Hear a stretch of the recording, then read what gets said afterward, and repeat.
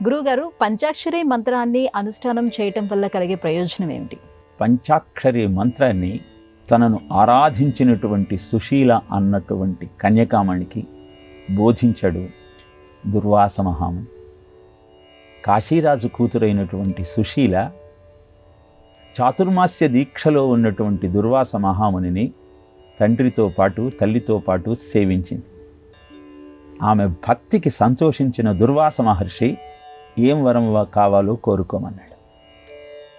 మిమ్మల్ని సేవించే అదృష్టం లభించింది, నాకు ఇంకేం కావాలమ్మా, నాకు ఇంకేం కావాలండి అంటూ తనకు సాధు పుంగవుల సేవయే సర్వస్వం అన్న భావనను ప్రకటించింది. సంతుష్టుడైన దూర్వాస మహర్షి ఆమెకు పంచాక్షరి మంత్రాన్ని ప్రబోధించాడు. అనంతరం సుశీల దాశారహ మహారాజును వివాహం చేసుకుంది.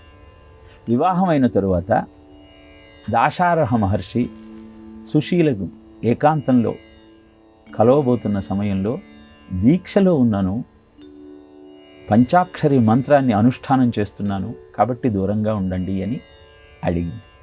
నాకు ఇలాంటి వాటి మీద నమ్మకం లేదు అంటూ ఆమెను స్పృశించే ప్రయత్నం చేయగానే వేడిగా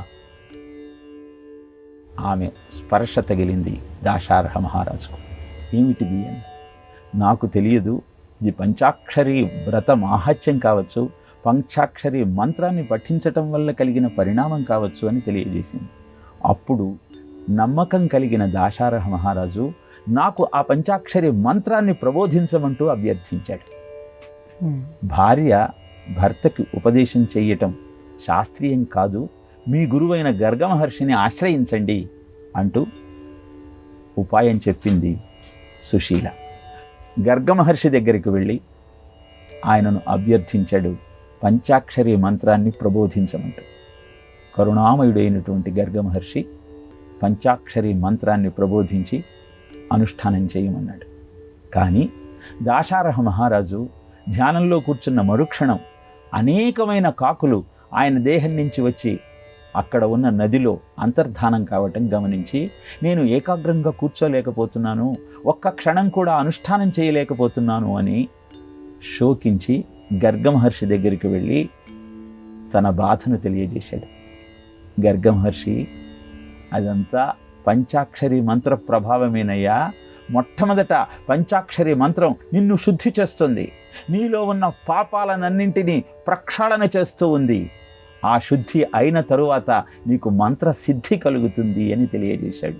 అలా పంచాక్షరి మంత్ర పఠనంతో శరీరము శుద్ధి అయి మంత్రసిద్ధి కలిగిన తరువాత అష్టసిద్ధులు మన సొంతమవుతాయి, అద్భుతమైన ఆనందం మనకు అందుబాటులోకి వస్తుంది. అదే పంచాక్షరి మంత్ర ప్రభావము అని శాస్త్రం తెలియజేస్తుంది.